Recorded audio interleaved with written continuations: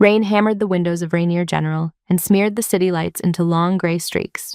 Inside the emergency department, the sound folded into the usual noise. Monitors chirped, wheels rattled. Voices at triage repeated the same questions in flat, practiced tones. Name, date of birth, allergies. Grace Walker pushed a cart of IV bags past the waiting room. The TV showed a laugh track no one answered. Her scrubs had gone soft from too many washes. Her hair sat in a low ponytail that looked like it had been done with one hand while she was walking. She stayed close to the walls and slipped around visitors without bumping anyone. At Bay 6, a drunk man cursed at a tech trying to start a line.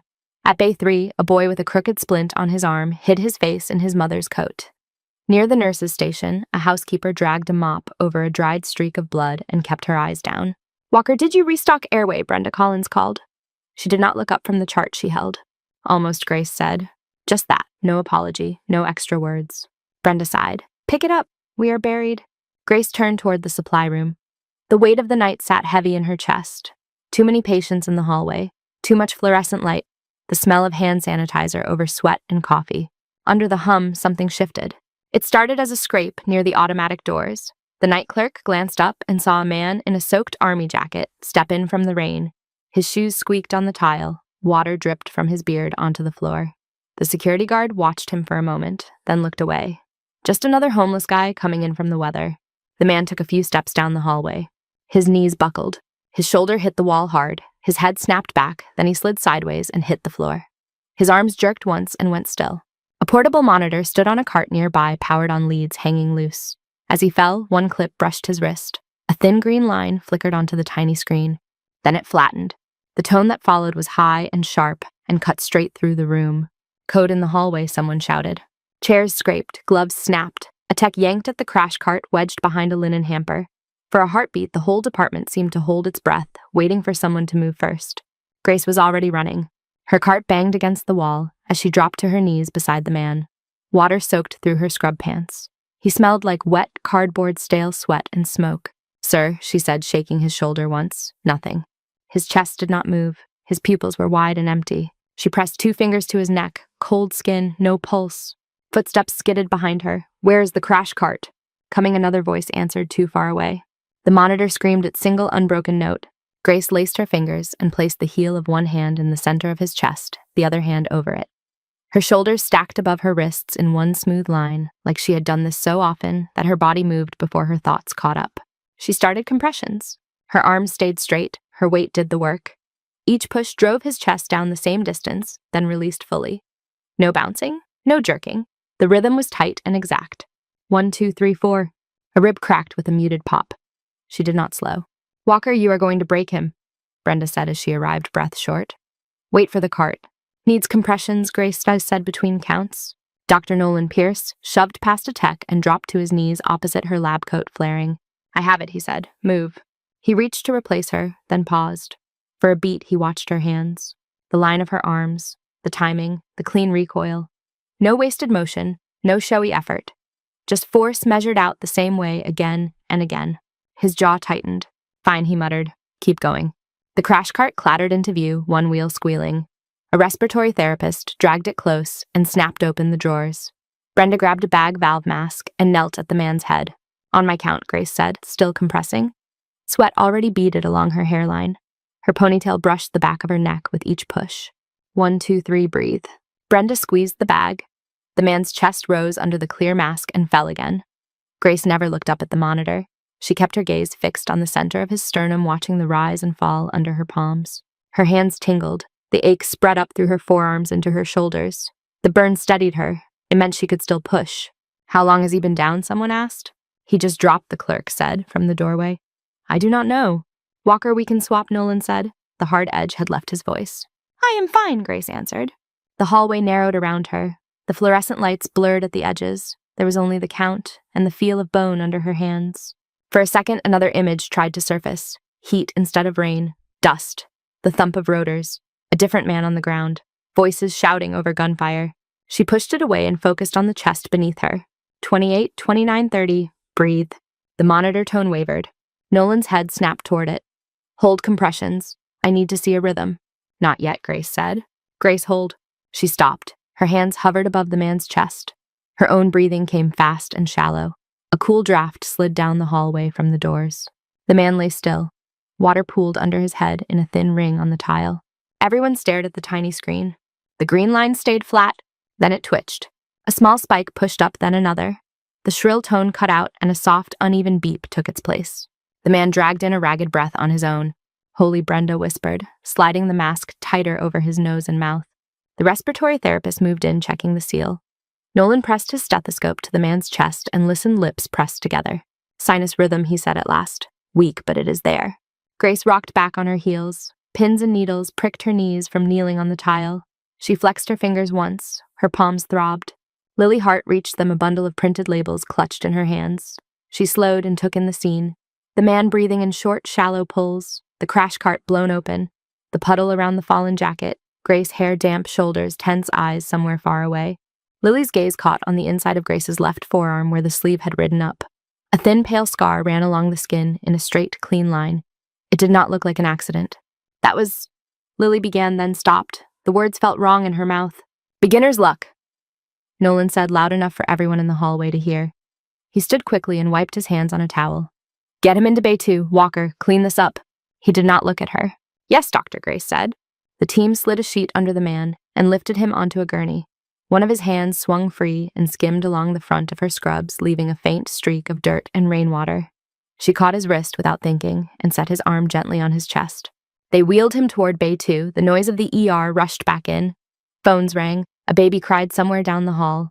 A monitor in another room chimed for medication. The flatline tone was gone, but its echo still rang under the steady beeping in her ears as she reached for a mop. By the time the floor was dry, the smell of bleach had covered the smell of rain. Grace wrung out the mop head in the gray bucket, watching the water swirl from cloudy to almost clear.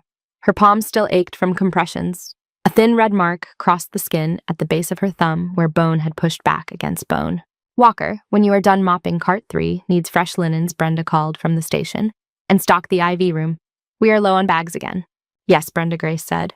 She rolled the bucket aside and pulled the yellow caution sign out of the way as the automatic doors parted for a gust of cold air and a woman with a sick child on her hip. The little girl clutched a stuffed rabbit that looked like it had survived its own battle. Both of them were soaked to the knees. At triage, the nurse on duty did not look up. Next, he said. Grace slid the mop into the closet and reached for a stack of folded sheets. Her shoulder brushed the whiteboard that tracked beds and names. Beside each room number, there were shorthand notes in colored marker. Labs, admit, discharge, stable. Her initials sat in small blue letters next to several of the cases. All of them had the same note. Alive. Grace studied the board for a heartbeat, then looked away. The letters did not belong to her alone. It was a team. That was what everyone said. In the security office down the hall, Hank Doyle shifted his weight on an old rolling chair and rubbed the sleep from his eyes. The monitors in front of him glowed in a grid, each square a different angle of the hospital. Hallways, loading dock, visitor lot, the main gate. He yawned, reached for his coffee, and froze with the paper cup halfway to his mouth. Headlights swept across the bottom row of screens, a bright smear across wet pavement. He leaned closer. From the dark beyond the gate, a line of vehicles slid into view. Their shapes were clean and boxy paint so matte it swallowed the light. 1, 2, 3. He counted 10 by the time the last set of headlights eased to a stop. All the same. Black. Windows tinted so dark they were mirrors catching only the flicker of streetlights. The lead SUV stopped just outside the main gate. The others settled behind it in perfect alignment like they had practiced the formation. Hank set the coffee down without drinking. Night shift gets all the weird, he muttered. He tapped the camera icon and zoomed. The picture jumped closer. Rain streaked across the lens. He adjusted the angle and squinted at the plate of the second vehicle. Washington issue, but the last few digits were smeared with mud, as if someone had taken the time to swipe a thumb over the metal. Nobody got out. He watched for another minute. Engines still running, no door opening, no one lighting a cigarette or checking a phone. Just the glow from inside the hint of shapes behind the glass. He picked up the radio. Security to front desk, he said. You got anyone expecting a motorcade tonight? The night clerk's voice crackled back. Nope. Just the usual Friday chaos. Hank stared at the line of black vehicles. They are not coming in, the clerk asked. Not yet, Hank said. Just sitting. He switched to the outside camera that covered the patient drop-off lane. Inside those walls, he could see the bright blur of scrubs moving through the automatic doors, a nurse pushing a wheelchair, a paramedic lifting a stretcher, life going on at its usual frantic pace. He switched back to the gate. The SUVs held their ground like a row of dark stones at the edge of the property. In the ER, Grace tucked a corner of a sheet under a mattress and smoothed out the wrinkles with the flat of her hand. The fabric was rough and stiff against her fingers. Her shoulders protested as she reached across the bed, her body still buzzed with adrenaline that had nowhere to go. "Walker," Dr. Nolan said from the doorway. She straightened, told, "Yes, doctor." He held a tablet in one hand, the screen lighting his face from below. It made the lines around his mouth look deeper, the stubble on his jaw darker. "The gentleman from the hallway is in Bay 2, he said. "He is hypertensive, feet are a mess, lungs sound like gravel. No ID on him, looks long-term homeless, you want him?" She did not have to think. "Yes," she said. Nolan nodded as if he had expected that answer. "Good. Maybe you can convince him to keep the oxygen on." He turned away, already flipping through lab results. Grace walked to Bay 2. The curtain hung half open. The man lay on the bed, pale under the glare, an oxygen mask fogging with each breath. Someone had taken his jacket and shoes. His bare feet were cracked and bruised toenails thick and yellowed. His eyes opened when she stepped in. "You pulled me out of a nice sleep," he rasped through the mask. "You were not sleeping," she said, checking the monitor. "You were dead for a moment. Guess that explains the headache." She let herself smile just a little. She checked his IV site, adjusted the tape, and glanced at the chart clipped to the rail. "No allergies listed," she said. "Anything you know, you cannot take penicillin, morphine, aspirin." "Ain't had real medicine in years," he said. "Just coffee and whatever I find in a gas station." She nodded, listening to the rhythm of his answers as much as the content. Coherent, oriented, rough humor. It was a good sign. Behind her, Lily's voice rose at the station. "I can take the next asthma kid," Lily said. "Let Grace keep the hallway guy." "You do not want the safe cases?" Brenda asked. "Safe is good," Lily said, "but he is alone." There was a pause, the scribble of pen on paper, someone scanning orders. Brenda snorted. "Let Walker play Saint Grace of the Strays. Just do not fall behind on meds." Grace finished her check and wrote her initials beneath a few numbers. The pen felt small in her hand, like a piece of equipment that might break if she squeezed too hard. "Are you my nurse now?" the man asked. "Yes," she said. "My name is Grace." "Of course it is," he muttered. "Figures." Down the hall, the ambulance bay doors rattled as a gurney came in from the rain. A paramedic shook water off his jacket and called out vitals in shorthand. The overhead speakers crackled with a new page. Code stroke. 72-year-old male, left side weakness. The night folded itself back into its rhythm. Triage filled with new complaints and old ones. Chest pain, fever, ankle twisted on a wet curb. A teenager with glitter still on her face from a game holding her side and insisting she was fine while her father pressed a handkerchief to the blood on her jersey. Grace moved between rooms and hallway beds, checking IV drips, reprogramming pumps, swapping out full Sharps containers. She restocked the airway cart just like Brenda had asked. She tossed empty saline bags, wiped down monitors, adjusted pillows. She did the things no one wrote in headlines, and no one applauded during shift change. At the nurse's station, Nolan and another resident leaned over a CT scan, arguing in low voices about contrast doses. A cluster of interns hovered nearby, hoping to be noticed. Brenda flip-out between screens of lab results and rolled her eyes at every out-of-range value. No one mentioned the flat line in the hallway except as a quick note in the chart. Witnessed arrest, compressions initiated, return of spontaneous circulation. In the comments, someone had typed timely intervention by nursing staff and left it at that. Near midnight, the waiting room thinned. Triage slowed to a drip instead of a flood. A janitor vacuumed up stale popcorn from under the TV chairs. The rain outside did not let up. It drummed on the roof in steady layers. Grace finished her last set of vitals and stepped into the small break room. The clock above the microwave said 12:07. The coffee in the pot had gone bitter and strong. She poured half a cup and sat in the corner chair back against the cool painted cinder block. Her knees drew up on instinct as if the posture made her smaller. For a moment, with the door closed, the noise outside dropped to a deep murmur. She lifted the cup. The ceramic warmed her fingers. When she set it down, she noticed a faint smear on her wrist where the glove had rubbed during compressions just below the pale line of the old scar. She traced it lightly with her thumb, then pulled her sleeve down. On the other side of the wall, someone laughed at a joke she could not hear. A monitor beeped 3 rising notes, then fell quiet again. Life went on. In the security office, Hank checked the monitors one more time. The SUVs were still there. They had not moved an inch. Engines no longer visible in the grainy night picture, but the faint ghost of exhaust drifted up in the rain from a tailpipe in camera 3. Headlights remained off. No one had stepped out. No one had buzzed the gate or called the front desk. They just waited.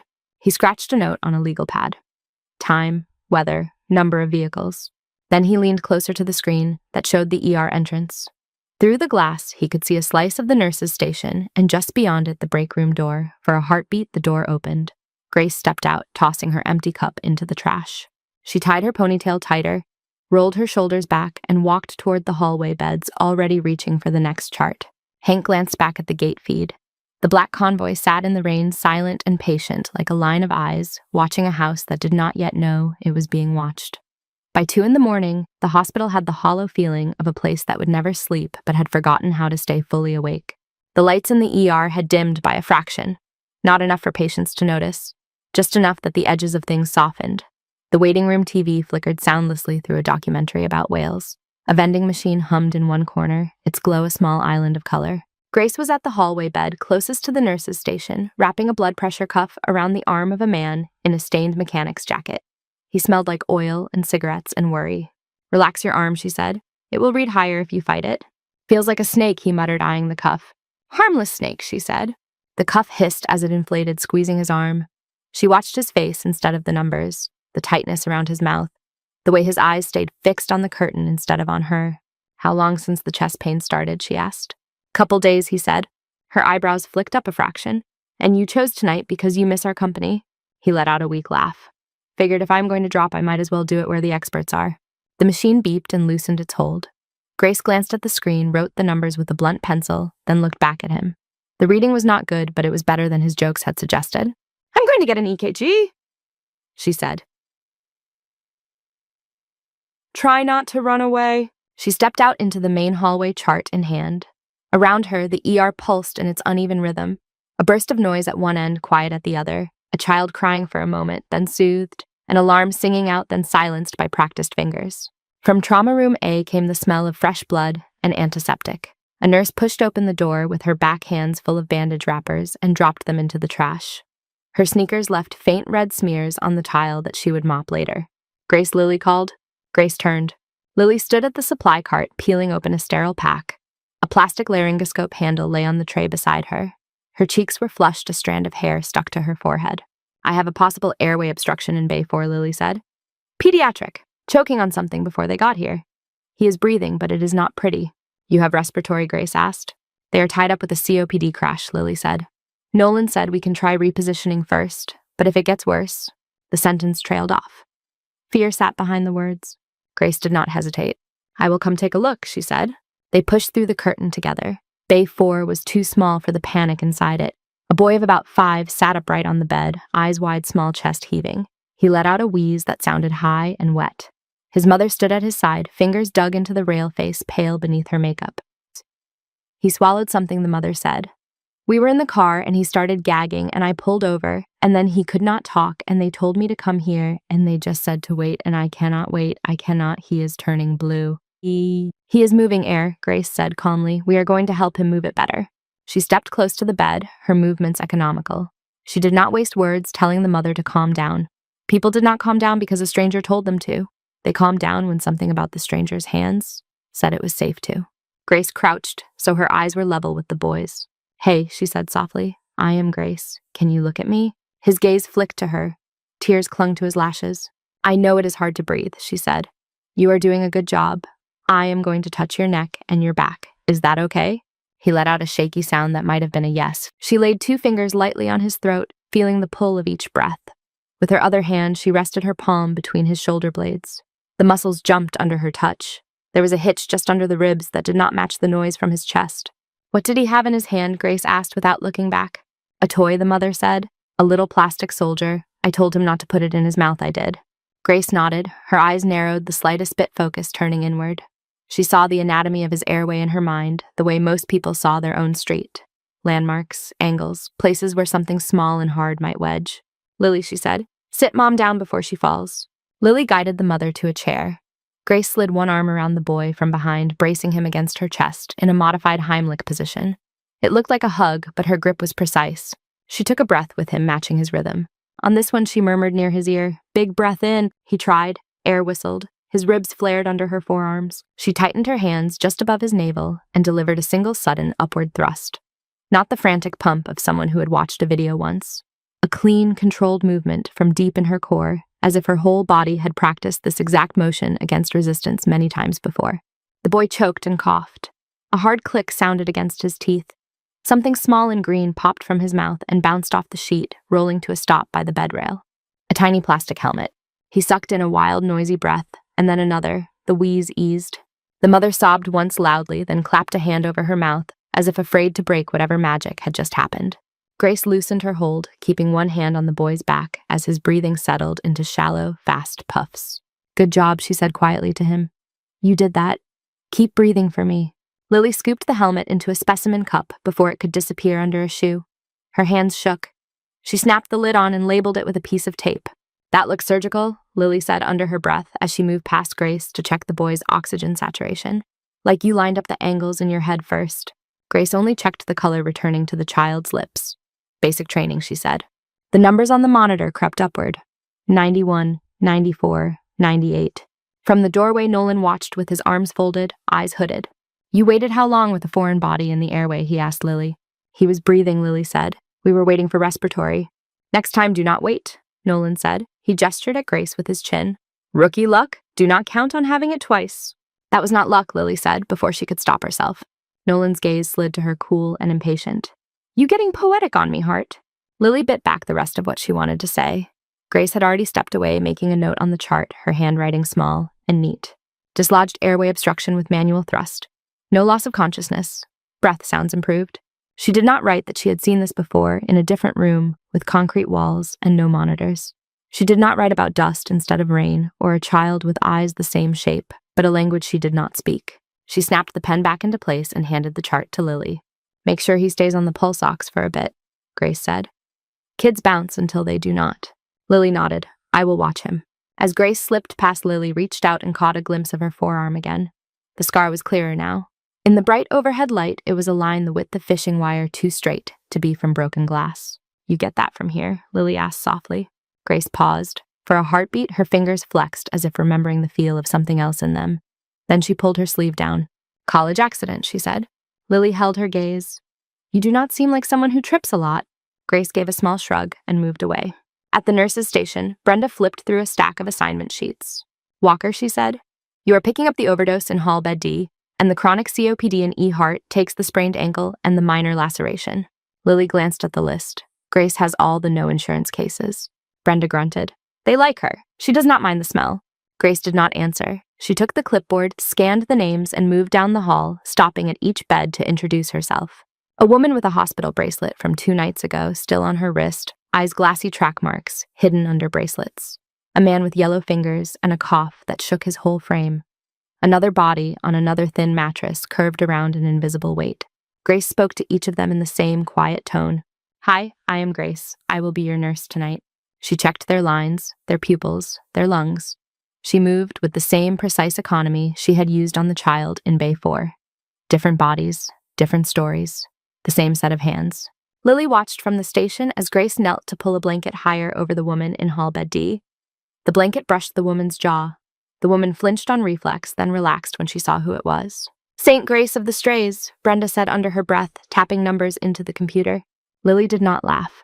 Her eyes stayed on the hallway where Grace moved from bed to bed, silent and steady like part of the building itself. On the security feed far from the nurse's station, the line of black SUVs waited in the rain outside the gate.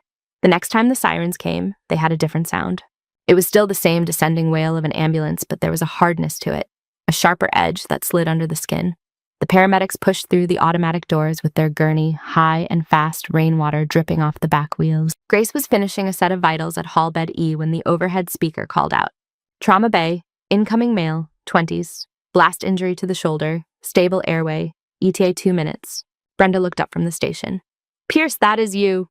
Nolan dropped the chart in his hand and nodded. "Grace with me," he said. She set the blood pressure cuff aside and followed him toward trauma B. Her steps lengthened without her thinking. The air felt different in the trauma rooms. Thicker, heavier. The smell of blood and burned fabric lingered even when the surfaces were spotless. They were in position when the paramedics rolled the gurney in. A young man lay on it, one arm strapped across his chest, the shoulder wrapped in a makeshift pressure bandage that had already bled through in a dark patch. Dirt streaked his uniform pants at the knees. His dog tags clinked softly with each bump. Jake Ramirez, 24, the medic rattled off. Army, training accident at the range, stray shrapnel to the right shoulder, Vitals stable, en route, pain through the roof. We gave 4 of morphine. Awful generous, Nolan said, leaning over the wound. You leave me anything to work with. The medic smirked. He is still plenty awake to complain, Doc. Jake's eyes were open. They were bloodshot and too clear at the same time. He scanned the ceiling, the lights, the faces, the corners, as if his brain had not quite accepted that he was indoors. Grace moved to the opposite side of the bed, clipping the monitor leads to his chest one by one. The cold stickers made him flinch. Sorry, she said. It will help us keep an eye on you. He turned his head toward her. For a moment, he did not see a nurse. His gaze passed over her scrub top and caught on her face, then locked. He stared. Up close, she could see how young he really was. The stubble on his jaw was uneven. There was a pale line where his watch had shielded his skin from the sun. He had the look of someone who had spent more days outside than in. Name she asked, though she already knew. He swallowed. Corporal Jake Ramirez. Any allergies, Jake? Just bad music, he said automatically. His voice shook on the joke. She slid a blood pressure cuff over his uninjured arm, pumped the bulb, listened to the flow. Her hands were steady. She could feel his eyes on her. It was a physical thing, a weight on the side of her face. You been here before, he asked. This hospital, she said. No, I do not mean the hospital. Nolan cut a length of gauze and peeled back the old bandage, frowning at the wound. You can swap war stories later, Ramirez, he said. Right now, I need your pain at a number I can work with. Jake kept looking at Grace. Ma'am, he said slowly, I know you. Her fingers tightened for half a second on the blood pressure bulb. The numbers climbed on the small screen. She kept her tone even. We just met, she said. No, he said. His words came faster as if a dam had cracked. Outpost in Mirzak Valley. They called in a medevac, it never made it. There was a woman. You came in on foot. Small dark hair, same eyes. You dragged my squad leader out by his plate carrier, and you were yelling at us to hold pressure and breathe. Jake Nolan said, glancing up. You're probably mixing things up. You are on a lot of morphine. Jake ignored him. His gaze stayed nailed to Grace. They called you something with an H, he said. Halo. Yeah, Halo.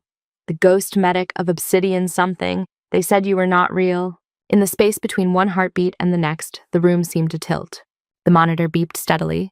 The fluorescent lights hummed. The rain rattled faintly on the glass block window high on the wall. Grace loosened the cuff from his arm and hung it on the rail. She set the pen down. Her movements were slower than usual, as if she was choosing each one carefully. You are confused, she said, and this time there was an edge under the calm, a buried command voice.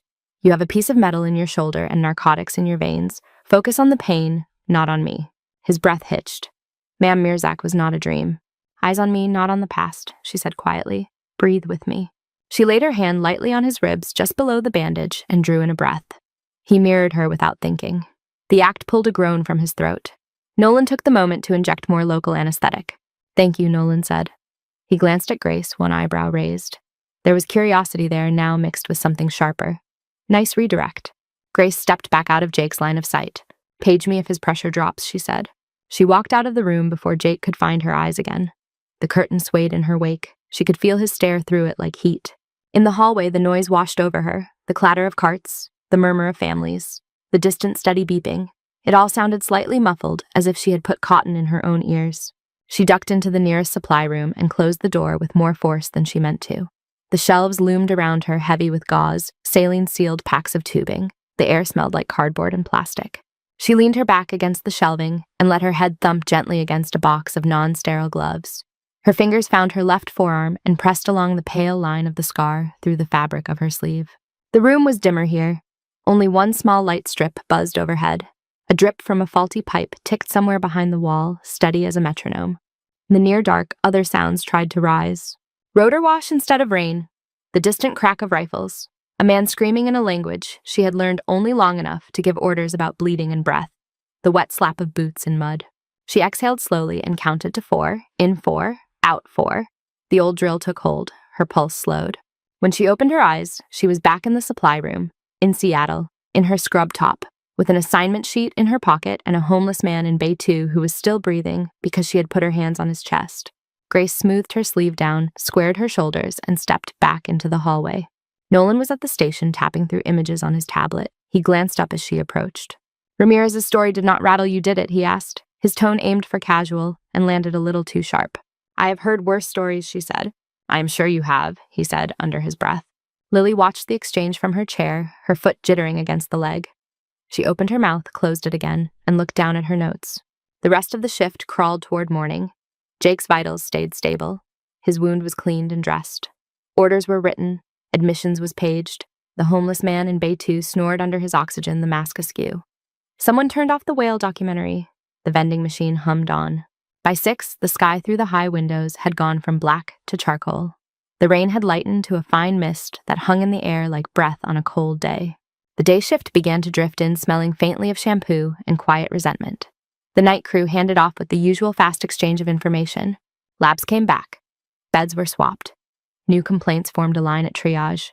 Grace finished her last chart, signed her name with a small, tight flourish, and locked her computer. "Go home, Walker," Brenda said. "You are starting to look like the patients." "Yes, Brenda," Grace said. She hung her stethoscope in her locker and sat on the narrow bench for a moment, letting the silence of the locker room wrap around her. No monitors here, no sirens, just the hum of the old ventilation unit and the drip of a shower in the adjoining bathroom. Her locker door was a dull gray rectangle among many. A hospital ID badge hung from a hook, the picture slightly out of focus. Next to it, a pair of running shoes sat side by side, soles worn at the heels, as day. On the inside of the door, there was no collage of photos or sticky notes, just a single folded page tucked into the metal frame, its blank side outward. She left it that way. She reached under the scrub top, found the thin chain at her neck, and pulled the small key free. It caught the fluorescent light for a second, then disappeared into the lock with a soft click. The door closed and latched. In the hallway outside, someone laughed. 2 voices overlapped. Day shift jokes, different rhythm. Grace slipped into her jacket, slung her bag over her shoulder, and stepped out. The corridor felt brighter already. She kept her eyes on the floor tiles as she walked toward the staff exit. At the nurse's station, Nolan watched her go. He had dark circles under his eyes from the night, but his mind was still awake. He heard Jake's voice in his memory, insisting on outposts and nicknames and ghosts. "Hello." He looked toward the trauma rooms. Jake was dozing under the last of the pain meds, an admission bracelet on his wrist, now his dog tags tucked away. Nolan turned back to the stack of forms in front of him, then pushed them aside. "I'm grabbing coffee," he said to no one in particular. Instead of heading toward the cafeteria, he walked into the locker hallway. The room was empty. The row of lockers stood still and anonymous, each with a strip of masking tape and a last name in marker: Hart, Collins, Walker. He looked at Walker's for a long moment. He should have gone back to his charts. He knew that. There were rules about personal property and privacy. There were also rules about making sure the people you worked with were what they seemed to be. He checked the hallway once more. No footsteps, no voices. The bathroom door stood open, lights off. He took the spare master key from his pocket, slipped it into Grace's lock, and turned it. The door swung open. Inside, everything was neat. Shoes lined up, a folded navy sweatshirt, a badge with her photo, a lunch container with GW written on the lid in fading ink. No pictures, no postcards, no clutter. On the top shelf behind a stack of clean socks, something gray caught his eye. He reached up and pulled it down. It was a small cloth pouch, the fabric thick and worn edges frayed in a way that spoke of years rather than months. Someone had repaired one corner with tiny, careful stitches. The drawstring was old paracord, softened by use. His fingers hesitated on the knot. He told himself he was looking for narcotics, or a weapon. Something that would justify this. He did not quite believe it. He loosened the string. Inside was a single patch. He slid it into his palm. The backing was stiff, the kind meant to be sewn to a uniform. The front was silver fabric, darkened by time. An emblem sat in the center, almost rubbed smooth. Wings curved around a circle. Inside the circle, a thin cross that might have been a scalpel or a sword. Around the edge, black letters had been stitched. SOCMED, Tier, Black, Obsidian, Halo. The words made his stomach drop. He had heard the stories at a conference once, over beers, late at night when people said things they would never write in email. A unit of medics operating so deep and so far off the books that most official documents pretended they had never existed. He pulled his phone from his pocket with hands that were no longer entirely steady. He snapped a quick photo of the patch against his palm. The flash was brighter than it needed to be in the small room. He blinked, opened a browser, and typed Obsidian Halo into the search bar. Articles filled the screen for a moment. Obsidian jewelry, a video game, a sci-fi novel. He narrowed it, added the word medic, added Tier Black. Most of the links led nowhere. Error codes, site not found. A few redirected to generic Defense Department homepages. His thumb hovered over one that looked different, an old news site. Date stamp from years back. The headline sat in faded font. Disavowed the ghost, medics of Obsidian Halo. He tapped it. The page loaded in fits and starts, as if crawling up from the bottom of a well. A grainy photograph took shape at the top. Soldiers in silhouette.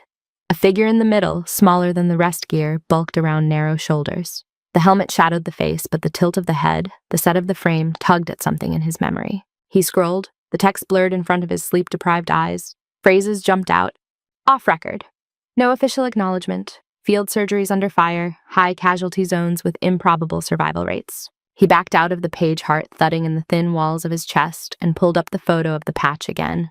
The urge to erase it hit hard. If this was what he thought it was, he had just taken a picture of something. A lot of people had worked very hard to keep in the dark. He pressed the trash icon. A small gray message popped up. Cannot delete. File locked. External access active. He stared at the screen. The phone warmed slightly in his hand the way it did during long calls. The front camera indicator flickered for a second, a tiny dot of light near the speaker. He turned the phone over, half expecting to see eyes looking back. The locker room felt smaller now, the hum of the ventilation louder. He slid the patch back into the pouch, tightened the drawstring, and returned it to the shelf, exactly where it had been. He closed the locker, turned the key, and wiped his hand on his coat. On his way out, he glanced toward the small square of glass at the end of the hall. Through it, he could see a slice of the parking lot. Raindrops clung to the window. Beyond them, in the soft gray of early morning, the black shapes of 10 vehicles still lined the edge of the property, engines quiet windows, dark waiting. The morning shift slid into place over the night like a new layer of paint over an old wall. By 8, the ER was bright again. Coffee breath and fresh deodorant drifted through the halls. Someone had changed the channel in the waiting room to a game show. The host shouted about fabulous prizes while a woman with swollen ankles dozed in a plastic chair. Grace was already gone. Night shift had punched out and scattered toward buses and parking lots, eyes squinting against the gray daylight. Hank Doyle stayed. He should have clocked out an hour ago, but his name was still on the security screen, a small green dot in the corner. He sat alone in the control room, a new cup of coffee cooling beside his elbow. The camera stared back from the wall. He zoomed in on the gate feed again. The convoy had shifted, but only slightly. At some point in the last hour, the lead SUV had rolled closer to the curb. The others had adjusted in a small ripple. The formation was still clean, not quite military, not quite casual. Something in between. He could not see faces through the glass, but he could feel attention. He tapped at the keyboard, pulled the image into a tighter frame, and zoomed on the plate of the third vehicle. The numbers came into focus slowly. Washington plate. The top row read, Joe V. There was a small emblem at the side that the average driver would never look at twice. Hank had worked traffic details for years before he took this job. He knew variations. This one was wrong for regular government pool cars. The emblem had an eagle and a sword. The design was too sharp for local work. The fourth SUV had the plate half hidden under a crust of dried mud. Only the first few digits were visible. It looked almost intentional, a smear in just the right place. Hank grunted under his breath. He clicked to another angle. Camera 6 caught a view from the side, past a drooping pine tree. From here, he could see the roofline of the last vehicle in the line. A metal frame rose from the back. At first, it looked like a roof rack. Then when the camera adjusted for focus, the shape of a folded dish came clear. Not the round plates he saw on apartment balconies.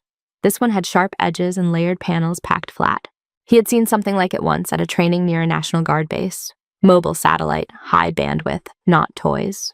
Nobody brings that to visit Grandma, he said. He took another sip of coffee. It had gone lukewarm. He did not notice. He wrote a few words in block letters on a pad. Plate partials, emblem, dish.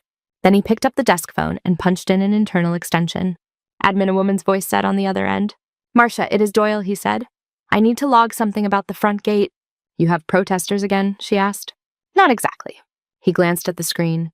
A figure shifted in the driver's seat of the lead SUV, then went still. I have 10 black government vehicles parked out front, he said. They have been there since last night. No one has come in. No one has announced themselves.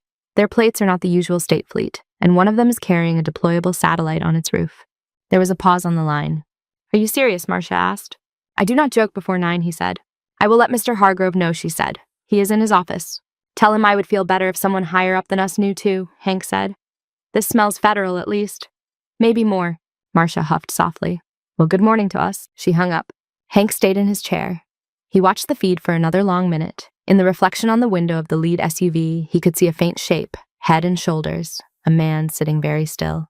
The man did not fidget, did not check his phone, did not drum his fingers on the wheel. People who waited without moving that long usually got paid to do it. Out on the floor, word began to seep through the staff like a slow leak. It started at registration, where the front desk clerk could see the line of cars through the glass. She mentioned it to a transporter, who mentioned it to a volunteer, who mentioned it to a nurse, bringing a patient down for imaging. By mid-morning, it had turned into background conversation. "Did you see the parking lot?" a tech asked in the break room. "Looks like a crime show out there." "It's probably a donor visit," someone else said. "Big donors like to travel in packs." "With satellite dishes," the tech replied. In the nurse's station, Lily Hart listened with one ear while she charted. "So they just sit?" she asked. "Day shift, security confirmed it," Brenda said, shredding the wrapper of a granola bar. "Out there all night like vultures. Maybe they are here for Joint Commission." Joint Commission visits meant checklists, inspections, people in suits pointing at dusty ceiling tiles. "Joint Commission does not bring 10 cars, Lily said. Brenda shrugged. Maybe they are bored. She bit into the bar and turned back to her screen. Lily tried to focus on her own assignments. She had a child with a fractured wrist, waiting for casting, an elderly woman with a urinary tract infection, asking for a blanket, and a man pacing in triage with a bandaged hand from a kitchen knife. Her fingers tapped lightly against the keyboard. Her eyes kept pulling toward the front doors. Grace's name sat on the schedule board for the night shift again, a small blue W in the 12 to 8 slot. The thought settled under Lily's ribs like a small weight. At noon, the automatic doors at the ER entrance parted for the 100th time that day. This time it was not a paramedic or a crying family or a delivery person with a stack of boxes. A man in a dark suit walked in. He was not tall exactly, but he carried himself in a way that made people move. His shoulders were square under the jacket. His hair was close cropped, sprinkled with gray at the temples. His shoes were wet from the rain, but polished anyway. He did not hesitate in the doorway or glance around in confusion like a visitor. His eyes swept the room one time fast and precise, taking in positions, exits the way a person took in terrain. A badge hung from his jacket pocket, turned inward. The plastic caught the overhead light, then settled. Hank saw him on the camera feed and sat up straighter. He reached for the radio, then stopped. The man did not head for security. He headed straight for the nurse's station. Lily was there, finishing a phone call. She looked up as his shadow crossed the counter. "Excuse me," she said. "Can I help you?" He did not answer. His gaze had already left her and moved past toward the central hallway. At that moment, a team rolled a patient out of imaging, the bed gliding between them. Behind them, through the open space, he saw a familiar profile. Grace had come in early. Her hair was still damp from the walk-in. She wore fresh navy scrubs under a thin hospital-issued cardigan. She stood at the central desk, leaning over a chart the charge nurse had left for her. Her hand moved as she wrote, fingers cramped from sleep and already working again. The man in the suit stopped moving altogether. His spine straightened in a single clear motion. His heels clicked together on the tile.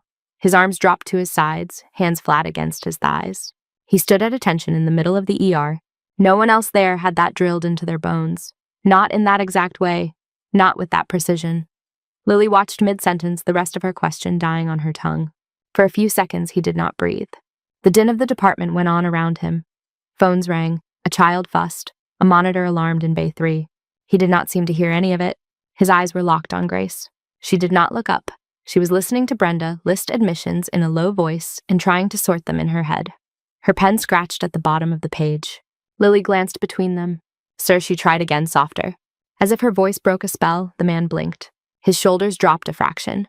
A crease appeared between his brows, not of anger, but of sudden awareness that he had just done something out of place. He exhaled a short, controlled breath, and the stiffness left his posture. "I am fine," he said. His voice was calmer than his eyes. "I was looking for someone." "Visitor?" Lily asked. "Something like that," he said. He turned on his heel. As he did, a thin manila folder slipped from under his arm and slid along the edge of the nurse's station. It tilted over the side and dropped to the floor behind the counter, landing near Lily's shoe. "Sir, you dropped something," she said, bending down. But the man was already moving toward the exit. He did not look back. He walked through the automatic doors and vanished into the gray daylight as if he had never been there. Lily picked up the folder. It was heavier than it looked, the cardboard stiff. There was no cover label, no patient sticker. Her hand hovered over the edge. She knew better than to open things that were not hers.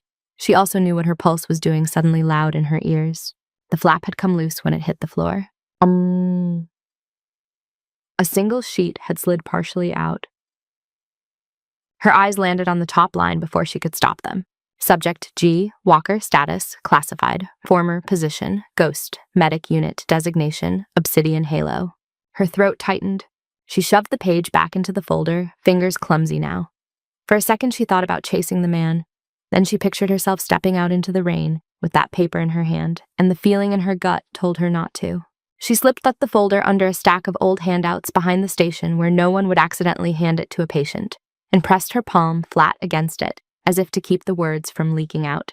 Across the room, Grace signed the last line of the assignment sheet and handed it back to Brenda. Her face looked the same as always. The same quiet concentration, the same small smile for a worried family, the same careful distance in her eyes when someone asked about her night off.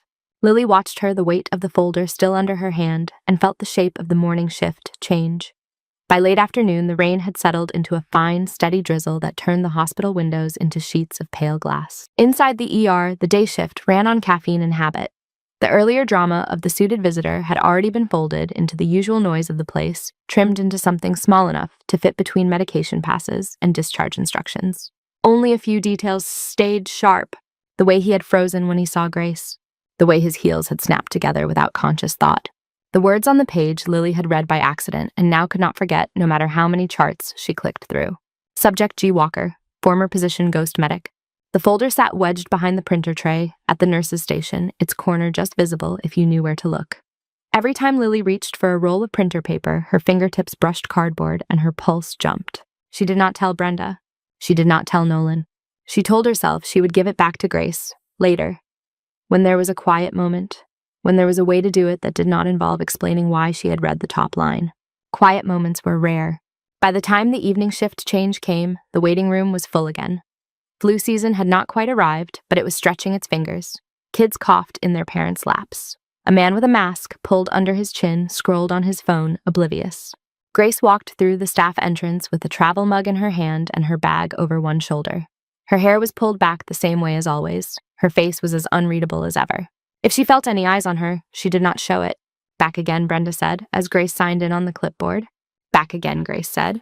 She set her bag in her locker, hung up her jacket, and tucked the small key on its chain under the neck of her scrub top. The simple motions had a ritual to them now, same order, every shift. At the nurse's station, Lily tried not to stare. She had rehearsed a dozen openings in her head. I think someone dropped this. I think this belongs to you. I saw something I probably should not have seen. None of them felt safe. Grace stepped up and reached for the assignment sheet. Brenda ran a pen down the list as she spoke. You have hallway D and E again. The chest pain in Bay 1, the frequent flyer. COPD in Bay 5, and they are throwing you that new intox in triage because he already cursed out 2 nurses and a tech, Brenda said. You are welcome. Grace took the sheet. Anything unstable, she asked. Chest pain is borderline, but we put a bed under him, Brenda said. The rest are annoying, not dying, yet.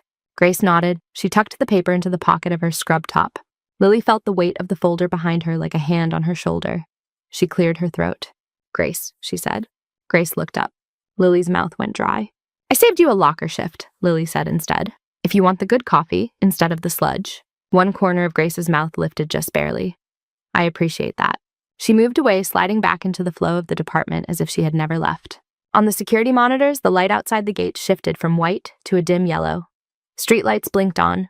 The black line of SUVs remained at the edge of the property. Hank had gone home for a few hours finally, but he was back now. Uniform shirt replaced with a fresh one. He cracked his knuckles and stared at the feed. They are still there, the evening clerk asked, leaning in the doorway of the security office. Every one of them, Hank said. Asked day shift to call city police just to note it. They sent a patrol car by, did a slow roll past the gate. Nobody waved them down. Nobody rolled a window down? Patrol logged it as non-event and went off to deal with bar fights. You think they're feds? The clerk asked. If they are a flavor I have not met, Hank said. And I have met a few. He switched cameras. On the view that took in the main entrance, a couple hurried under umbrellas, shoes, splashing in shallow puddles. The ER doors slid open and closed and open again.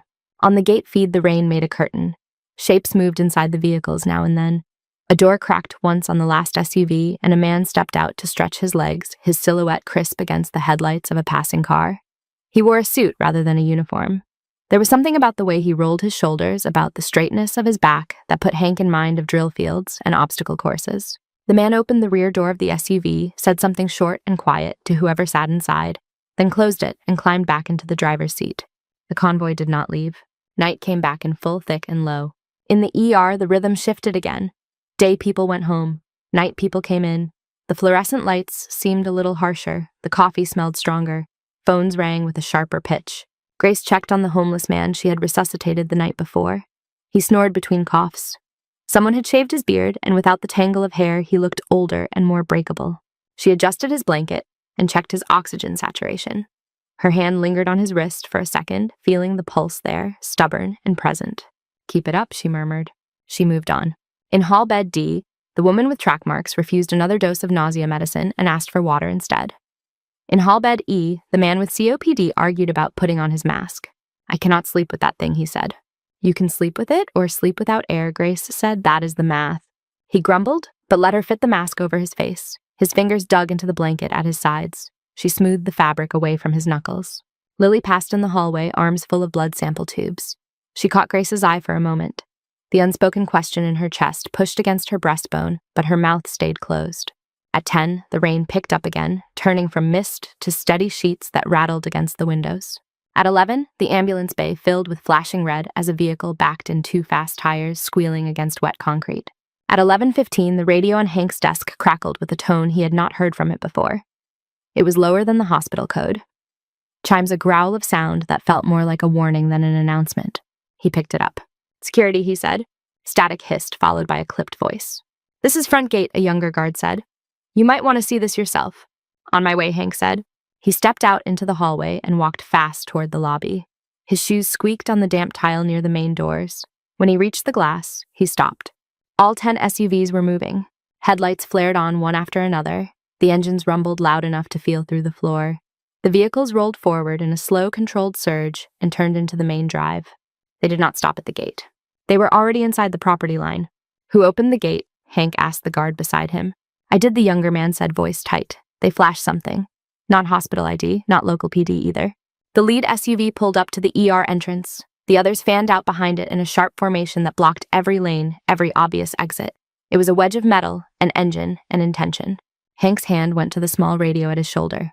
"Code gray in the ER entrance," he said. "All available security to the front." The automatic doors parted. Rain swept in around the ankles of the first man through. He wore the same dark suit and close-cropped hair as the visitor from the morning. But now there was no attempt to blend. A laminated ID hung on a lanyard at his chest, the emblem sharp and unfamiliar. Behind him came figures in heavier gear, some in suits, some in tactical vests over plain clothes. Earpieces curled around their ears. Their steps matched without anyone calling cadence. People froze. Visitors pressed themselves against the wall to let them pass. A woman holding a toddler gathered the child tighter to her chest. An orderly with an empty wheelchair halted and gripped the handles as if they were the only solid thing left in the room. The suited man from the morning raised his voice. "Emergency department staff," he said.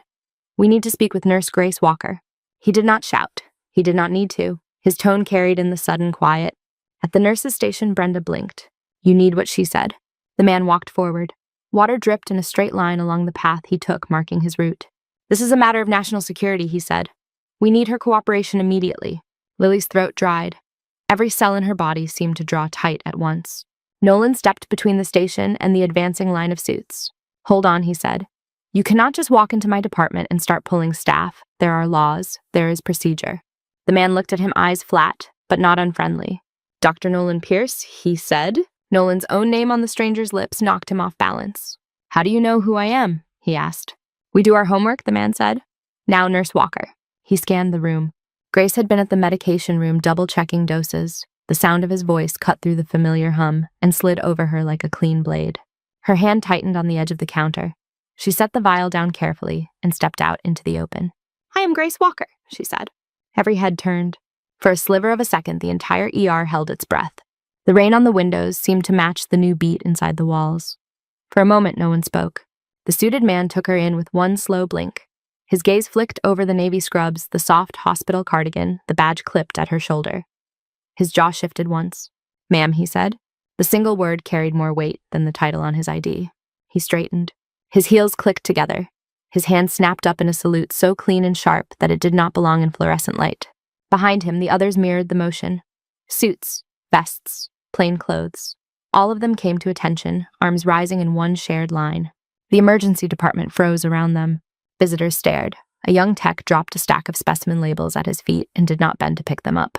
The toddler in the lobby stopped fussing and watched thumb still in her mouth. Brenda's mouth fell open. The pen slid from her fingers and rolled off the station. Nolan's shoulders went rigid.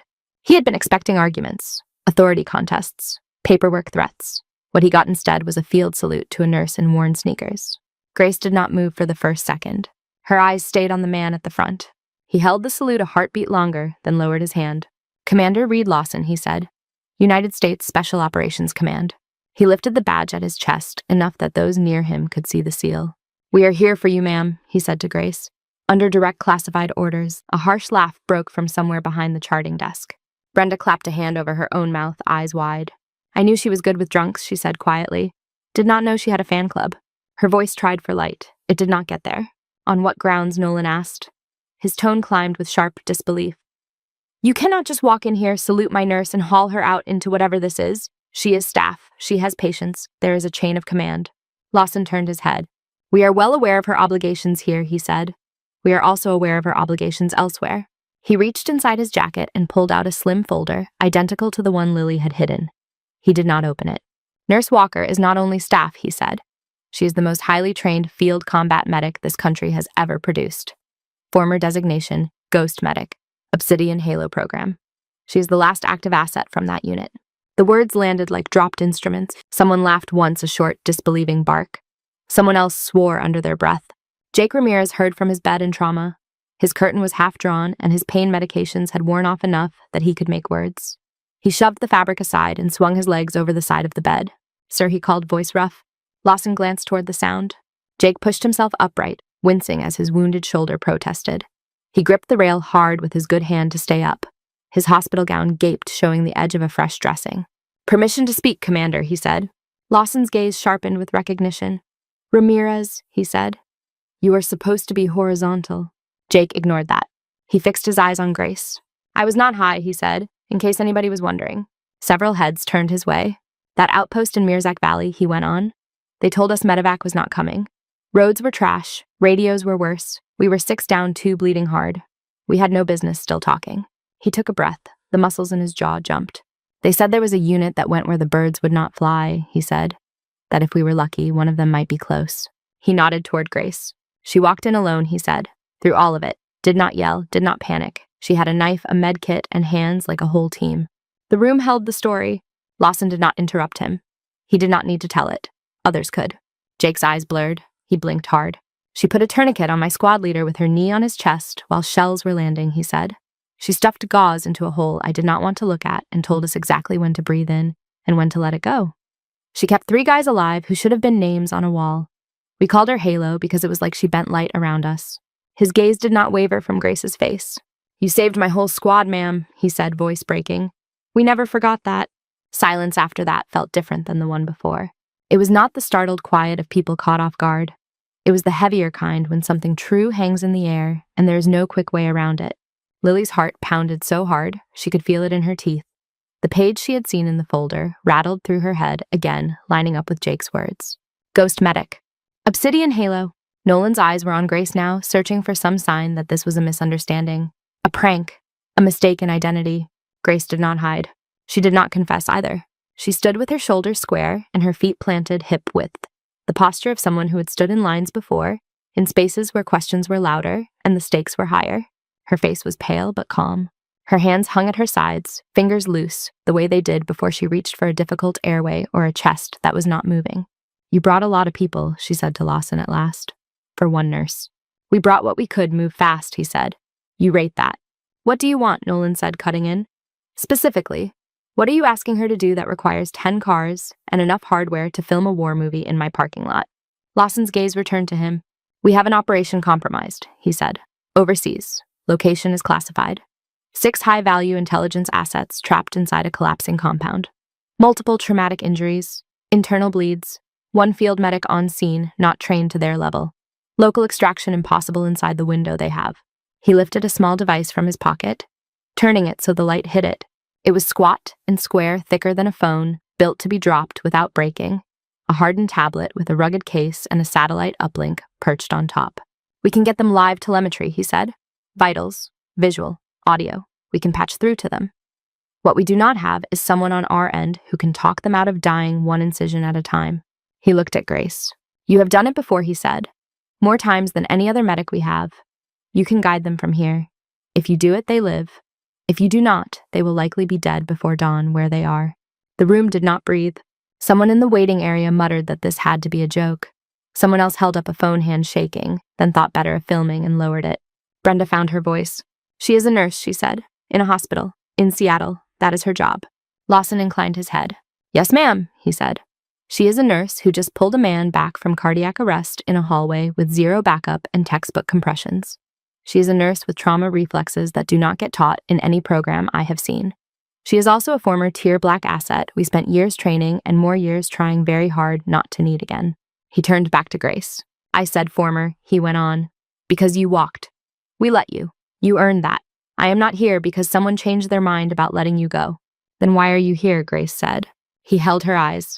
"Because 6 people followed orders into somewhere they should not have survived, and they are bleeding out right now," he said. "And the only person who has ever repeatedly beaten those odds is standing in front of me with a badge that says RN. Grace's throat worked as she swallowed. Behind her calm, Lily could see tiny shifts, the way her weight shifted from one foot to the other, the way her fingers brushed almost unconsciously over the place where the thin scar ran under her sleeve. Jake was still holding the rail of his bed. His knuckles had gone white. If she says no, Nolan said what, then? Lawson did not answer immediately. He looked at Grace instead. "This is voluntary," he said. "You bought that with blood and time. Nobody here can force you. Not me, not anyone in those cars." His voice stayed level, but urgency climbed just under it. "But I would not be standing in your ER if we were not out of other options," he added. The clock over the nurse's station ticked. The monitors kept up their rhythms. An IV pump chimed for attention in Bay 3. The child from the airway scare slept curled around a stuffed rabbit in Bay 4, his breathing soft and easy now. The world inside the ER went on layered over the picture Lawson had drawn of another place. Concrete walls, dust, men and women on a floor somewhere far from Seattle, blood pooling under them, watching their own heart rates slip on flickering monitors. Grace inhaled slowly. The air tasted of alcohol wipes coffee, and rain tracked in through the doors. She let it out just as slowly and met Lawson's gaze. Grace did not answer right away. She let the noise of the ER fold in around her again. The monitors, the murmur of the waiting room, the faint hiss of oxygen from Bay 2. All of it felt suddenly fragile, like a song that could stop if someone bumped the needle. Her gaze dropped to the tablet in Lawson's hand. Its dark screen caught a sliver of her own reflection. A nurse in navy scrubs, tired eyes, hair pulled back without much care. Not the person Jake had just described. She looked back up. "I walked away," she said. Her voice was quiet, but it carried. "I gave up the clearances, the paycheck, the badge, all of it. I buried 3 names that belonged to me. You signed the papers that said there would be no more call-outs." Lawson did not flinch. "Yes, ma'am," he said. "You earned that." "Then why am I still on your list?" she asked. He breathed out once through his nose. "Because some skills do not retire," he said. "We tried to build another ghost medic after you. Several. It did not take. You kept doing things the others could not copy even when we gave them your notes. It turns out we did not train you into who you are. We met you halfway and hoped you would bring the rest." A muscle jumped in her cheek. "Flattery is not going to work," she said. "This is not flattery," he said. "It is ugly math." He held the tablet out a fraction. "On the other side of this are 6 people who have done work that never gets their names on walls either," he said. "They picked the missions no one wanted. They broke before they bent. They are lying on a concrete floor right now in a place we will not pull you back into, not physically. The only way they get a shot is if someone who knows what blood looks like on both sides of the ocean talks that kid medic through some choices that will haunt her for the rest of her life if she has to make them alone." Grace's jaw clenched. "What is her name?" she asked. Sing, Lawson said. "First deployment. Smart, fast hands, wrong place, wrong day." He did not soften the words. Nolan watched Grace's face. He saw the way she absorbed the information, the way she said it next to something only she could see. He saw the tiny shift when the decision began to form even before she spoke. "You could put a trauma surgeon on that tablet," Grace said. "One of the ones from the documentaries with the awards on their walls." "We tried," Lawson said. "They talk like surgeons. She needs someone who can talk like a medic. Someone who understands what it feels like to hold pressure with your own fingers and hear artillery in the background. Someone who knows how much you can cut with a pocket knife and still have a chance." He did not say her name again. He did not have to. Jake shifted his weight, still gripping the rail. "If it were me on that floor," he said, "voice rough, and you were sitting this close, with a way to talk me out of it, I would want you to pick up the line." The words fell into the space between them. Grace closed her eyes for a brief second. Behind her lids, the ER faded, and another image came into focus. A bare room, the smell of dust and cordite. A man looking up at her eyes, wild with the knowledge that his blood was leaving faster than he could keep it. the way his hand had clamped on her wrist and not let go until she promised. She opened her eyes again. The fluorescent lights were unforgiving. They showed every shadow under her eyes, every line that had not been there 10 years ago. "If I say yes," she said slowly, "I do not get on a plane, I do not hold a rifle, I do not agree to be your asset again." Lawson nodded once. Understood. "I sit in a room," she went on. "I look at a screen. I talk someone younger than me through things that will carve lines into her that never go away. I do not belong to you again when it is done." "You belong to yourself," Lawson said. "Same as you do now." "Words on paper did not stop a convoy from showing up," she said. His mouth tightened, but he did not look away. "You have my word," he said, "and if that is not enough, I can have my commanding officer put his name under it by the time we get to the conference room. But you know better than most that in situations like this, paper follows actions. It does not lead them." She held his gaze for a long beat. Then she nodded once. "Then here are my conditions," she said. The word made people blink. They were used to conditions coming from the people in suits, not from the nurse who restocked the IV room. Lawson inclined his head. "I am listening," he said. "I am the only medical authority on that line," Grace said. "When I speak, the people on scene follow. No committee in the background arguing over my shoulder. No delay while someone checks with someone else in an office 5 time zones away. If they want to live, we do it my way." "That is already how Obsidian ran," Lawson said. "No change there." "I am not talking about Obsidian," she said. "I am talking about this. You do not second-guess my calls in real time. You want to debrief later, you can fill a room with whiteboards and have at it. But in there, in that connection, my voice is the only one they hear." "Agreed," he said. "Everyone on this op, wherever they are, knows that before we start," she added.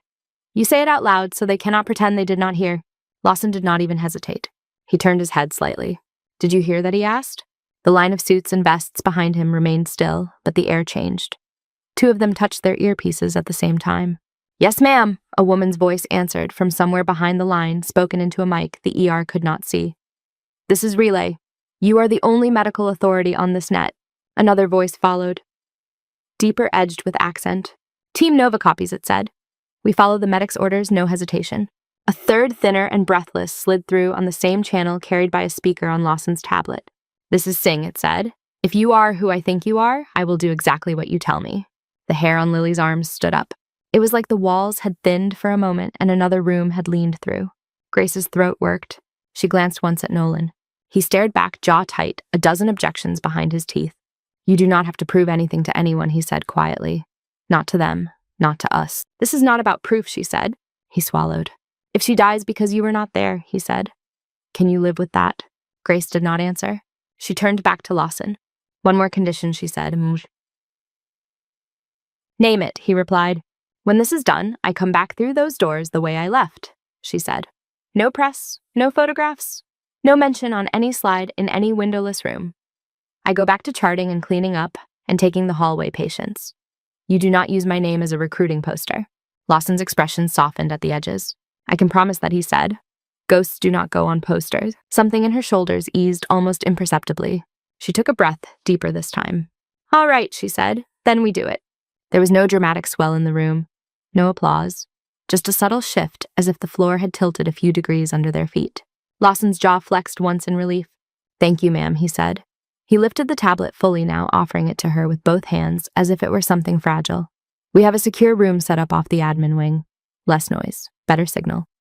My team will move you. Nobody touches you without your say-so." Grace wrapped her fingers around the edges of the device. It was heavier than it looked solid and warm from his hand. As it settled into her palms, something else settled over her too. A stillness that those who worked with her had never seen, and those who had served with her would have recognized. The line between nurse and medic blurred, then it vanished. She looked once more toward the nurse's station. Brenda stared back at her eyes glossy and unfocused. "I will cover your patients," Brenda said. The words came out stiff like they did not know how to fit in her mouth. Lily nodded quickly. "Me too," she added. "They will not miss you?" Grace's gaze moved to Jake. "Stay in the bed this time," she said. He tried to smile. "Yes, ma'am." Nolan stepped aside. He did not like it. That showed in every plane of his face. But he moved anyway, clearing a path. "If anyone asks," he said, "I will write that I authorized you to participate in a remote consult, which is not entirely a lie." "Thank you," she said. The team around Lawson shifted. Their formation tightened not in threat, but in a shield.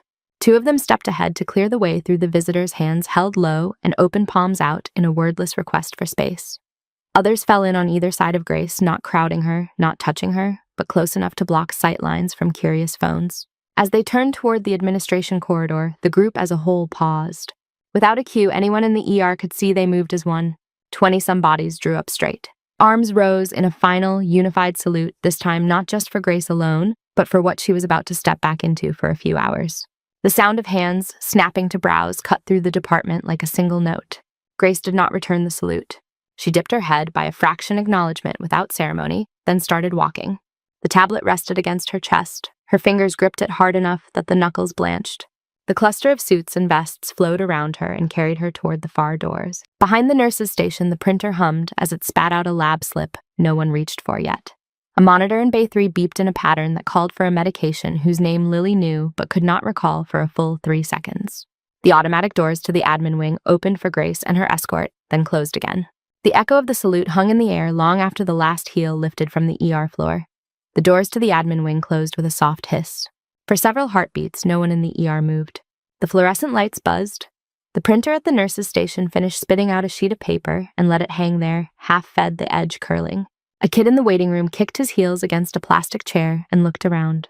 "Mom," he whispered, "who were those people?" His mother shushed him without taking her eyes off the doors Grace had disappeared through. At the nurse's station, Brenda reached blindly for her pen and missed. Her fingers closed on air.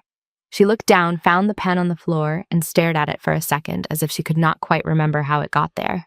"We have patients," Nolan said. His voice sounded strange in his own ears, too loud, too flat. He cleared his throat and tried again. "Everyone back to work," he said. "Go, move. Nobody in the hallway cares who that was. They just care whether someone shows up with meds." The spell cracked. The tech who had dropped the specimen labels knelt to gather them, hands fumbling. A registrar leaned over the counter to call the next name from the waiting room voice, catching once in the middle. The overhead speaker chimed for a routine transport. Life tried to climb back onto its rails. Brenda snatched up the abandoned printout and slapped it into a chart. "She left me with 4 hall beds," she muttered mostly to herself. Of course she did. "Picks tonight to go save the world." The words were rough. The tremor in them made them softer than they sounded. Lily moved past her and picked up one of Grace's clipboards from the counter. "I will check the COPD and the overdose," Lily said. "You can take Bay 1 and Bay 5. We will cover it." Brenda snorted. "You are still on orientation for another month, Hart. You are not supposed to be picking up extra." "Then write me up," Lily said. "I'm not letting her patients sit." She pushed away before Brenda could answer. Nolan watched her go with a tight jaw. His eyes went to the admin doors again, then to the sign above them that simply read, "Authorized personnel only." He wanted to follow. He wanted to demand a chair in that room, to stand over Grace's shoulder while she did whatever she had just agreed to do so he could tell himself he was protecting her. He also knew that whatever channel Lawson had opened, it did not have room for another voice. He turned instead toward trauma, where Jake Ramirez was still gripping his rail. "You," Nolan said. "Back down. You are going to tear your stitches." Jake let go reluctantly and sank down until his shoulders met the mattress. "She will bring them back," he said. "If anyone can talk a kid through that kind of mess, it is her." Nolan swallowed. His mouth felt dry as paper. "You sound very sure of someone you met once on a bad day," he said. Jake gave a humorless half-smile. "On the worst days, you find out who people really are," he said. The admin wing felt like another country. Its floors were the same tile, but the lights were softer. The walls were painted a calming blue that no one in the ER had time to look at. The air ran cooler. Hank stood near the elevator's radio clipped to his belt, waiting outside the conference room the special operations team had taken over. He had walked them there without being asked, because it made him feel less like the hospital had been taken away from him. The door was closed now, thick wood, no window. A small red light glowed above the frame. He could hear nothing from inside. He imagined Grace in there, headset on, eyes locked on a screen that showed something far rougher than this hallway. He did not know the details, but he knew the look of men like Lawson and his team. They were not the kind who called in backup for minor problems. A voice behind him made him straighten. "Doyle." He turned. Tom Hargrove, the hospital's chief of emergency medicine, strode up the hall. The lines around his eyes were deeper than usual. He wore his white coat open over a button-down and tie the coat unpressed from hours of being sat in. "Sir," Hank said. "Security office brief you already?" "They did," Hargrove said. "I wanted to see with my own eyes." He jerked his chin toward the closed door. "They are on a secure line," Hank said. "I do not have ears in there. I do have footage of everything that happened before they walked in if you want to see it." Hargrove's mouth pressed into a line. "Show me," he said. They walked back to the security room. The wall of monitors weighted each feet a small square of the building. Hank slid into his chair and pulled up a file from 10 minutes earlier. The screen filled with the view from the ER entrance. The convoy, the suits, Lawson stepping through the doors. Hank hit play. In high definition, the scene looked even more surreal than it had in person. The line of people in tactical vests threading themselves neatly through families and nurses. The quick flash of the badge. Lawson lifted, the way he spoke Grace's name like a rank.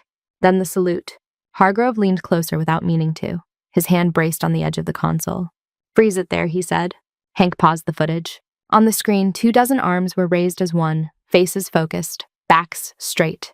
The gesture did not belong in that room, and yet it fit Grace in a way the scrubs alone never had. "Do you have military time, sir?" Hank asked. "Navy," Hargrove said. "Years ago." He tapped the screen lightly where the suited figures stood. "That is not how you salute a nurse," he said softly. "That is how you salute a field officer. Someone who has pulled you out of more than one fire." He watched the still frame for another long second, then nodded for Hank to let it run. They watched Grace set her conditions. They watched the tablet change hands. They watched the team close in around her, more reverent than possessive. When the last of them disappeared through the admin doors on the feed, Hargrove exhaled a breath he had not realized he was holding. "Replay that last salute," he said. Hank did. The sound did not carry through the speakers, but they did not need it. The crispness of the motion spoke for itself. "She has been here a year," Hargrove said slowly. "Never late, never loud, takes the worst cases without complaint. Every time I have looked at her file, I saw a resume with gaps and a good performance review and no trophies. I thought quiet meant she was still learning." Hank glanced sideways at him. "Sir, with respect," he said, "quiet does not mean what you think it does." "That is becoming very clear," Hargrove said. He straightened. "Pull every second of this footage," he said. "Lock it down, copy it twice. One for our internal review, one for whatever law firm or agency decides they own this mess. Nothing goes on social media. Nothing leaves this building without my signature or higher." "Yes, sir," Hank said. He moved his fingers across the keyboard, tagging files, encrypting them, dumping a copy onto an external drive. The task steadied him. Buttons and codes and labels made more sense than whatever was happening behind that closed conference room door. In the ER, the hours between midnight and dawn stretched. Without Grace at the center, the department felt off balance. Not broken, just missing a piece. Lily found herself listening for her voice. She heard Nolan instead. "Do not just chart the order," he told an intern who had misread a potassium level. "Look at the number and think about a person's heart attached to it. Whoever trained you did not teach you to ask enough questions." The intern flushed and nodded. Brenda made another lap of the hallway, checking blankets and IV bags, muttering about staffing ratios under her breath, and pulling curtains closed when drafts came under the doors. In hall bed D, the woman with the track marks tugged at her nasal cannula. "Where is the nice nurse?" she asked. "The one from last night." "Grace." "She is on a break," Lily said. It was not entirely untrue. It was just a different kind of break. "She will be back," Lily added. The woman grunted and let her head fall back. "You tell her she's the only one here who looks me in the eyes," she said. "The rest of you look at my arms." Lily swallowed. "I will tell her," she said. Toward morning, the admin wing doors opened. Lawson stepped out first. His face looked older than it had when he walked in. The skin under his eyes was darker. The line of his shoulders had slumped by a fraction. Behind him, one of his team cradled the tablet. Its screen was dark again in reflection of the ceiling lights smeared across it. Grace walked beside them. Her scrubs were the same. There was no blood on her. No dust. No bandage. From a distance, someone might have thought she had just finished a long, ordinary meeting. Up close, the hollowness around her eyes told a different story. Hargrove met them at the end of the hall. "Well," he asked. "6 alive," Lawson said. "Not pretty, but alive. We will get them to a real table in time." He glanced at Grace as he said it. "We would not have without her," he added. Hargrove's gaze moved to her too. She held it for a second, then looked at the floor. "I need to get back," she said. "To bed," Hargrove said. "You have just worked a shift in here, and whatever that was in there. You are done for today." "I left patients," she said. "They were covered," he said. "They will keep being covered. We can spare you for the rest of the morning." Her mouth twitched as if arguing would take more strength than she had. "Then at least let me walk through," she said. He did not understand until she added, "I am not disappearing out a side door." He nodded. They moved as a small group toward the ER.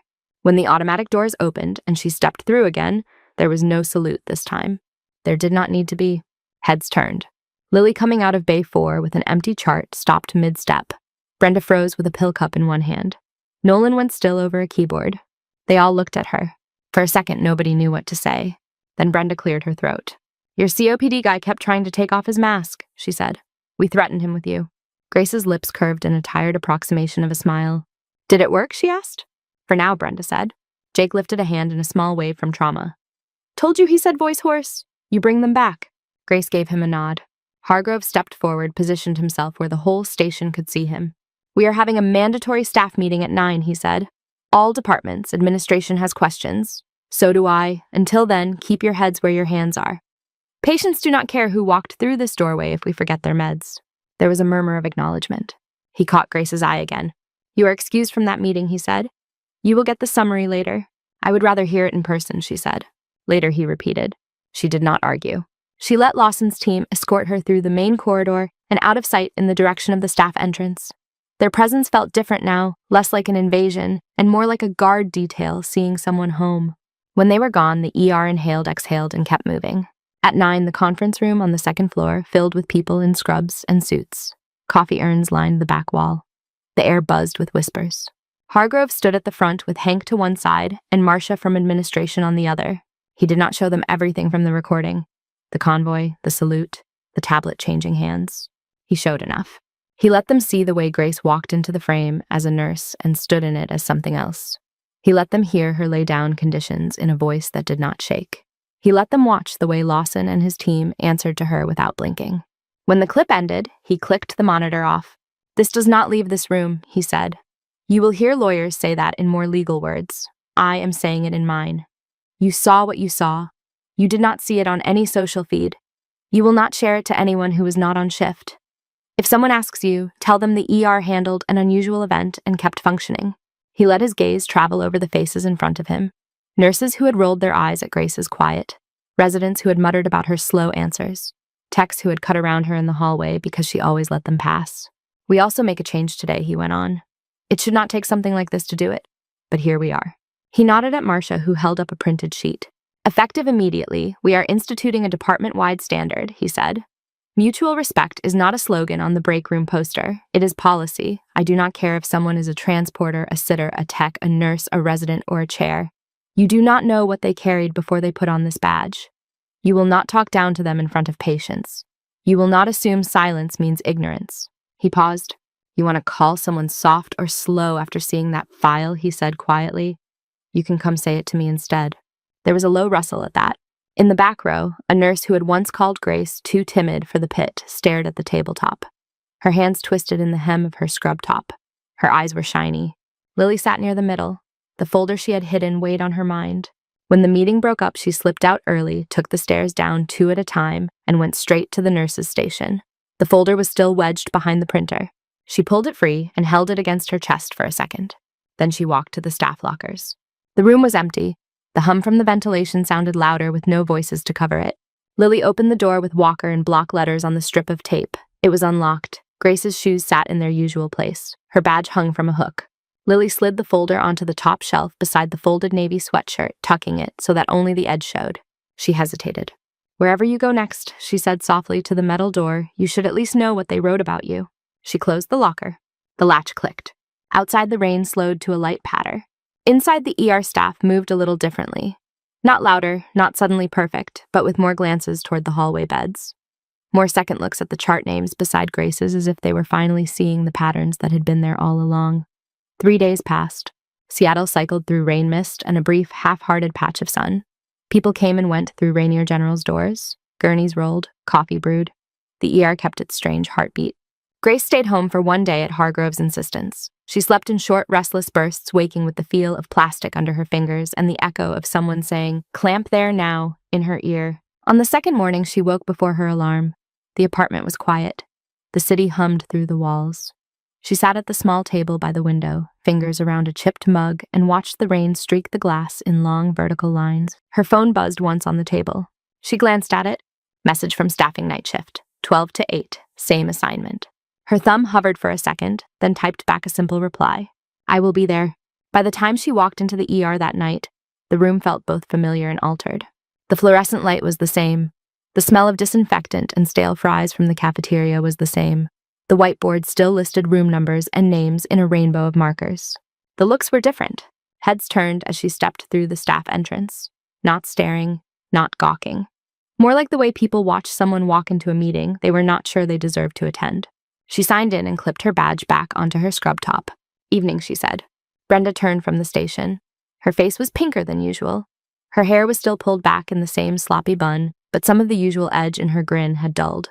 I put you on hallway again, Brenda said. Figured you might miss your regulars. Thank you, Grace said. Brenda blew out a breath through her nose. And, she added eyes on the computer screen instead of on Grace's face for what it is worth. I should not have called you soft, or timid, or any of the other things I called you. That was me being stupid, not you being anything. Grace watched her fingers fiddle with a paperclip. I have been called worse than that, Grace said. Not by me, Brenda replied. Her voice shook at the edges. Not again. Grace let the silence sit for a second. Deal, she said. Brenda nodded once sharply. Some of the tightness in her shoulders eased. Lily came up from triage with a stack of charts. Hall bed D's asking for you by name, she said. She says she will only let you start her IV because you have the least judgmental hands. Grace's mouth tugged. I'm not sure hands can be judgmental, she said. They can when everyone else is staring at your track marks, Lily said. She would know. She hesitated, then lowered her voice. I put something in your locker, she said. From earlier. Before all this. Thought you should decide what to do with it. Grace tilted her head slightly. What kind of something, she asked. The folder he dropped, Lily said. Morning of the convoy. I read the first line without meaning to. I did not look at the rest. You can throw it out or burn it or frame it. I just did not want it sitting where anyone else could find it. Grace searched her face. Saw no curiosity there now, only concern. Thank you, Grace said. Lily nodded quickly, almost as if she were relieved to have said it. And, she added, clearing her throat, if you ever feel like teaching someone the way you do compressions, or that airway thing with the kid and the helmet, I am a very attentive student. There was no flattery in it, just plain interest. We can start with compressions on the dummy after shift, Grace said. No artillery, better lighting. Lily smiled. I will bring real coffee, she said. The shift unfolded. In hall bed D, the woman with the bracelets and the hollowed-out eyes broke into a crooked grin when she saw Grace. You are back, she said. Thought they drafted you for something fancy. Not my style, Grace said. The woman offered her arm. Grace slid the tourniquet in place, found the vein with a touch that did not bruise, and taped the line down. You look me in the eyes, the woman murmured as the saline started to drip. Others look at the mess. Grace checked the flow. We are all a mess, Grace said quietly. Some of us just hide it different.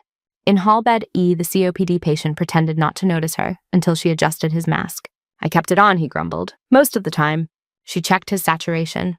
I see that, she said. You feel any better? Like breathing through a sponge instead of a straw, he said. So that is something.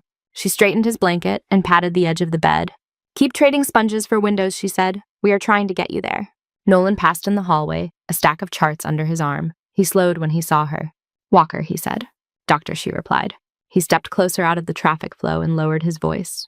I owe you something, he said. You have been paying your share of consults, she said. We are even. That is not what I mean, he said. He looked strangely younger for a moment, the way people did when they admitted they had been wrong. I judged you on the little I saw, he said. On gaps in your resume and the fact that you did not talk too much. I told myself it was being thorough. Really, it was ego, a big one. He shifted the charts to his other arm. I cannot change that I was an ass, he said. I can change what I do next time my brain tries to fill in blanks with arrogance. Grace studied him. You are a good doctor, she said. On your best days, you listen more than you talk. Just bring more of those days. He huffed a small laugh. I will work on it, he said. He took a step to go, then paused. Also, for the record, he added, I read that article. The one about obsidian. I would have frozen out there. With the dish and the dust and those choices, you did not. So if you ever need someone to sign off on extra training time or equipment or whatever you think makes this place safer, you come ask me, you will get it. She nodded. I might take you up on that, she said. Midway through the shift, someone taped a piece of paper to the break room door. The letters were big and blocky, written in thick marker. The quiet ones might be saving the world. Underneath smaller, another hand had added, or at least your patient. Brenda rolled her eyes when she saw it. Cheesy, she said. She did not take it down. Near the end of the night, when the worst of the rush had eased and the waiting room had emptied to a handful of yawning bodies, Hank walked by the nurse's station. He carried a small manila envelope in his hand. Walker, he said. Grace looked up from a chart. A gentleman from your fan club dropped this off at the front desk, he said. Said it was for you. No return address. She wiped her hands on a towel and took it. Thank you, she said. He did not move away immediately. You did good, he said after a second. Whatever happened in that room, it shook those guys. In a way I have only seen after bad nights that ended better than they should have. She glanced down at the envelope. 6 people are still breathing because I talked too much for once, she said. The medics on the ground did the hard part. Hank shrugged. Does not make what you did small, he said. He went back to his screens. Grace turned the envelope over. Her name was written in neat block letters, no rank, no title, just Grace Walker. She slipped it into her pocket and finished her med pass. Later, when the overhead lights dimmed a notch and the clock edged toward shift change, she found a corner in the break room and opened it. Inside were 6 folded pieces of paper, different sizes and colors, some torn from notebooks, one from hotel stationery, one from the margin of what looked like an old briefing sheet. She unfolded the first. The handwriting slanted, hurried. "Ma'am, my daughter turned 4 today. I was supposed to miss it. They sent me a picture of her blowing out candles from a distance. Now there is a chance I will be there for 5. I do not know your face, but I heard your voice. You kept me here. Thank you." The next note was shorter. "Heard someone call you Ghost. You felt real enough to me when you told me where to put the clamp. If we ever meet in person, I owe you coffee or a beer, your choice. Nova 2. Another read. You sounded calm. Nobody is calm when their own blood is on the floor. You were somehow. It made me trust you. I hope you get that same kind of calm here, wherever here is for you." A fourth. "I do not remember all the steps. I remember your hands. You kept saying slower, breathe. I am trying that now without the bleeding part." By the time she opened the 6th, her vision blurred. The words wavered. This one was written in a tight, careful script. "This is Singh. You were what I needed on the other side of that line. Someone who knew what it felt like to have a life in your hands. And no time and no guarantee. You did not let me fall apart. You did not let me freeze. I will spend a long time living with what we did. It will be easier knowing you were there when we chose. If you ever wonder if walking away again was the wrong call, please remember this night. Thank you for stepping back in once." Grace folded the letters back along their creases slower now. She slid them into the gray cloth pouch that had once held only the patch and nothing else. The metal of the patch pressed cool against the paper through the fabric. 2 histories side by side, one that had almost swallowed her whole, one that reminded her why she had not let it. She tightened the drawstring and held the pouch in her hand for a moment. Outside the break room window, the rain had stopped. Water still clung to the glass in beads, catching the dim light from the parking lot. The sky was that pale, uncertain color that came just before dawn. She stood and tucked the pouch back onto the top shelf of her locker, behind the folded sweatshirt. Not hidden, not displayed, just placed. She closed the door and turned the key. In the mirror above the sinks, her reflection looked back at her. Same scrubs, same tired eyes, same low ponytail. She rested her palms on the edge of the counter and looked herself in the eyes. "I choose healing," she said under her breath, "every single day."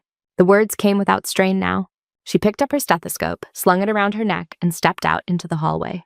The ER waited. Monitors beeped in irregular patterns. A nurse laughed at a joke in triage. Somewhere a patient groaned as they shifted on a narrow bed. Grace walked toward the sound. Thank you so much for listening to today's story. If this story resonated with you or made you reflect, I'd love to hear your thoughts, so feel free to share them in the comments below. And don't forget to like, subscribe, and hit the notification bell so you won't miss the next story.